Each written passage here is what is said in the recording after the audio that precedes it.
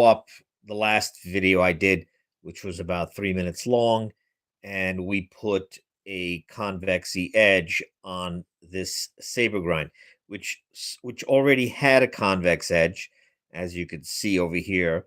And this was it's an old knife I bought from somebody at one of the knife shows, gun shows I went to. All right, so how do we do it? Um, First thing we do is we use these diamond paddles to save us time. The diamond paddles, you could buy them on Amazon. You just look for thin diamond sharpening stones, and then you put them on paddles. That you have to do yourself. I usually use something about 1/4 inch thick, 17 inches long. Besides that, you'll also need cardboard back sandpaper for the refinement of the edge. Most of the effort is going to be on the 400. Most of your time will be on the 400 if you have like a lousy geometry. And then after that, you could jump from the 400 to an 800. Sorry, Fred. Go to an 800. From 800, you can go to 1500. And then from 1500, you can go to 2500. After 2500, we use our strops, and with our strop, we put our shark tooth compound. This is pretty much the way I do this all the time. When I'm at the shows, I might use the belt sander, but the belt sander again would take the place of the 400 stone. And the reason why is to get me the geometry, and then I clean it up again with the cardboard back sandpaper. This is pretty much the cheapest way, least expensive way, and repeatable results to get a convex edge. Now, you could do other edges as well, but this is inherently will give you a convex edge. So in my last video, I kind of rushed through it. We're going to do it a little slower this time, and we're going to do it with a little more direction.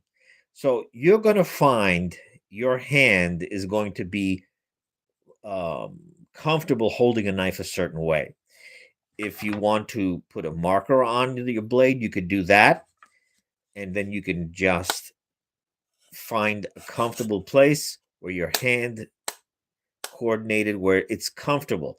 You will end up unconsciously finding your own edge or angle. And also you can listen to it. If you're too acute, then it'll sound like that. If you go the other way, you'll scratch the blade a bit. In this case, I didn't really care because this knife is just something I just had laying around. And most of your time is going to be spent in the 400 grip. From now, we'll do the other side. And like I said, your hand will become comfortable. Not only will your hand be comfortable, you can also kind of wave over a little bit. And as you wave over, even your mistakes become part of your convex. And because this is a saber grind, it kind of comes to a point pretty quick. All right, now go back on this side. Now, before I did it in 3 minutes, but I didn't sharpen the whole blade in 3 minutes. In this case now, because the way I'm doing it, it's going to be more thorough. So with the 400 that I'm using now, you're noticing I can go in both directions or single direction. It doesn't matter. It doesn't matter. Now, we want to feel that you have an edge. A lot of people make a mistake with the convex is that they think they're getting an edge, but they're not. So you could look for the burr. In this case, you could feel it more than you can look for the burr. Or another way to do it, if not the burr, you can also start slicing paper. It should be able to slice paper. And you see the bottom part is not, but the upper part is. This part of the blade is slicing, but this part is not. See, it's not, this part is not. So I know that this part of the blade needs more at 400. And that's where I'm going to focus more of my energy. And we are in the video so far, I don't know, 5 minutes. So you consider 5 minutes now and 3 minutes I did before.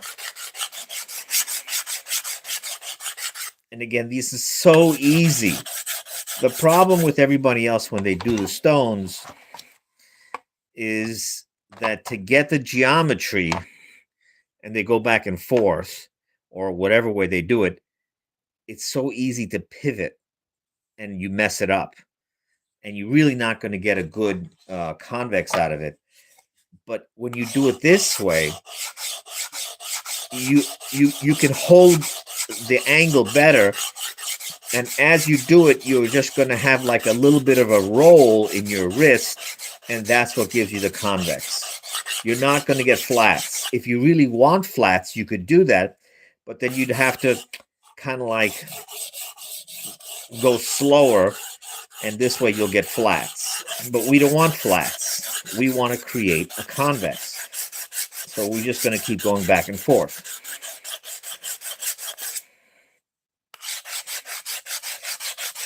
And again, we're at 400.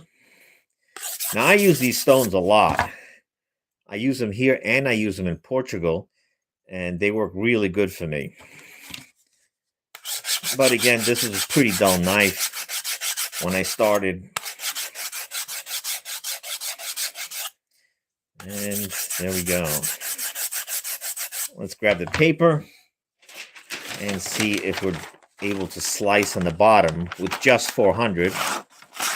Okay, so now, see, we're slicing here.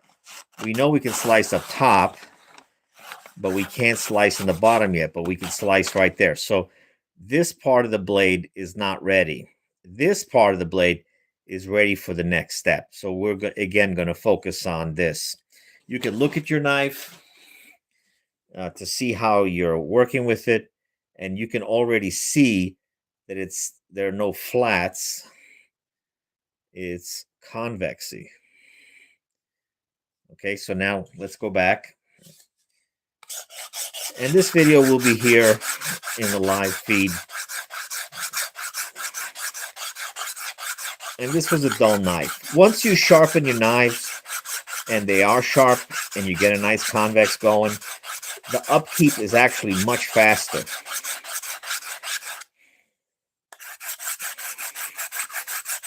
Now remember, most of my effort is down here. This area is pretty much done.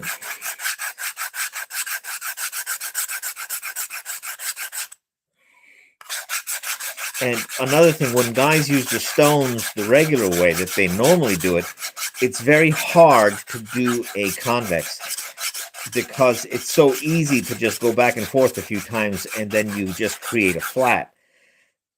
This way, it's not easy to make a flat because your hand will naturally, as it's going back and forth, create the convex. Look, you're not going to see any flat. You're not going to see any flat. Let's see how this feels now. Now this is still, up here is good, but still weak down there. We'll do a little bit more.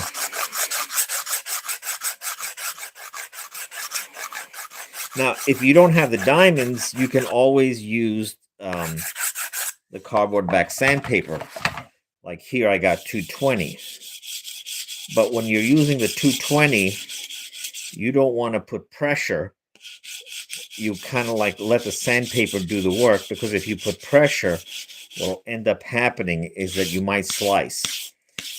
And these cardboard back sandpaper are fantastic. I've been doing this for a couple of years now. Before this, I would do the sandpaper on the table, but because of the wind in Portugal, it kept blowing everything off the table. So by blowing everything off the table, it turned out to be better for me to just glue it on, and then that solves my problem. And let me tell you, when I'm doing in the farmer's market, In Portugal, we're looking at about, less than 3 hours, over 50 knives. And they come from all around the island to just have the knives sharpened. I'm actually on TV there too. If you're Portuguese and you watch Canal 3, you'll see me on TV. Okay, once it starts really getting there, there's going to be a bite. So let me jump to 1200 now. Let's go to 1200. No different, same way. And again, I'm also rolling over a little bit, and you'll get the hang of this. This is not hard. I would do kitchen knives first because that's something that you could practice on, but the amount of practicing you need to do is so little. I actually had someone at a Holtzville show, and literally I showed him the same day. He went home and did it and sent me a video the next day of how sharp his knife got. All right, so you could see how the convex is on the blade. Well, let's go to 800 now. We'll go to 800. Now, when I do the 800, I'm just going to go in one direction so you can see how we do this. We're not putting much effort or pressure. We're letting the sandpaper do it. This sandpaper is actually pretty old. It's probably done, I'd say, over 500 to 800 knives by now, because I've had it from last season. So this is about a year. I haven't changed it. You'll be surprised on how many knives you can sharpen with these. They really, really last a long time because of the cardboard. And also, you can also wet it. You can also wet it and get even better results, whether it be oil or water. And now we'll jump to 1500. And this video so far is about 12 minutes. And every time you sharpen the knife, you don't have to go to these diamonds. You could do that occasionally. Whereas in this case, we needed to because the geometry was just way off. Like a lot of times these knives, nobody sharpens their knives because it's they either cut themselves, and you could see all the guys that are making videos, they all got Band-Aids on. I don't have any videos with Band-Aids on, except for when I was doing a spoof on the guys doing it with the Band-Aids. So we're at 2500. And we're going to stop. So now we have our compound that we put, and this is a compound we developed, Shark Tooth. You can find it on our website. And we strop the same way that we sharpen. And that is, you hold the knife stationary and you move the strop. This will make your stropping infinitely better than what you do. And also, when you do strop, you kind of you do it where you're not actually at the same per se angle, so that, because a lot of people want to strop at the same angle where that they're doing their sharpening, you don't want to do that. So, like, let's say if you're in a sense doing a 15-degree angle, so you don't want to be stropping at 15 degrees per se. You want to be at 14 or 13 degrees. It doesn't have to be perfect. And why? Because then what ends up getting to the edge or the tip will be less than full contact. So it'll make your rolling less. So now we're going to go to the moment of truth. Now, if you listen to the knife in the last video, it was noisy compared to this. Look how quiet this is now. It's a big difference. Now, I can get even sharper than this. And we're not just doing one cut. We're doing push cuts. Okay, very simple, very repeatable. You'll have the same results. Now remember, I'm not slicing like this. So I got this part of the blade done too, but from touching this, I can still tell that this part of the knife is still just a little bit sharper. And if we keep hitting the strop, okay, I'm going to keep hitting the strop a bit more. We'll get even more quieter results. And I hope you guys have, knives to sharpen, and you can make this while it's freezing outside. If you're in the Northeast, we're having this cold spell. It's pretty ridiculous. Okay, so now let's see if it gets even quieter. Ready? And this is a high carbon steel. This is a 1095. See how effortlessly this is slicing? So you could say I had about 17 minutes into this blade. And then the next time I sharpen it, look at that. Yeah.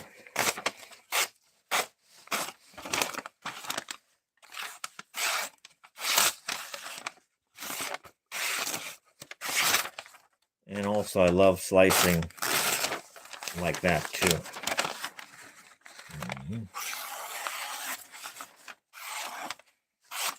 So you can see you can get very good results with nothing more than cardboard back sandpaper, or you can get these diamonds, get them from Amazon, and then just glue them onto a piece of wood. And the sandpaper, wet dry sandpaper, I would do 220, 400. You could do 400, 600, 800, 1500, and 2500. And this is the repeatable results, very inexpensive. And you don't need to get stones or anything crazy. This will work for any knife, even your super steels. I've done a very, very hard CPM 154 where it wasn't even, he heat treated it, but he didn't, what do you call it? I forgot that second process where you heat it, but not as hot, just so that it can get, I forgot what it's called. Oh, if anybody's down there watching, I'm not really paying attention because it's all done on my ghetto cell phone. I hope you guys having a good night. Tempered, that's the word. I have to blank my brain out for a second. So he didn't even temper it, and it was so hard, and still the cardboard back sandpaper works magnificently. It's just, and again, this is a 1095. Very simple. I love scalloping out on paper. You could even see how, I don't know if you can see it that good. You can see it. Comes out really good. You can also control your convex by how you hold it. Your hand will find its balance. Don't stress it. Don't stress it about the angles. Work a bit on some like crap knives so this way you don't have to worry about destroying them. And start using your strop in this manner. This manner alone will make your knives a lot sharper. And I had a video where I think I reached out for Felix Imler, who does a lot of bushcraft videos. He does a really good job, and he tried it too, and he liked it. He liked it as well. So my sharpening and stropping method is the same way. Cardboard back sandpaper or the leather. You hold the knife stationary, and you move the paddle. So I hope you guys had a good. I hope you guys can do this at home. Make yourselves your own paddles. These are 2 inches wide, 17 inches long, and the length of the sandpaper. And God bless.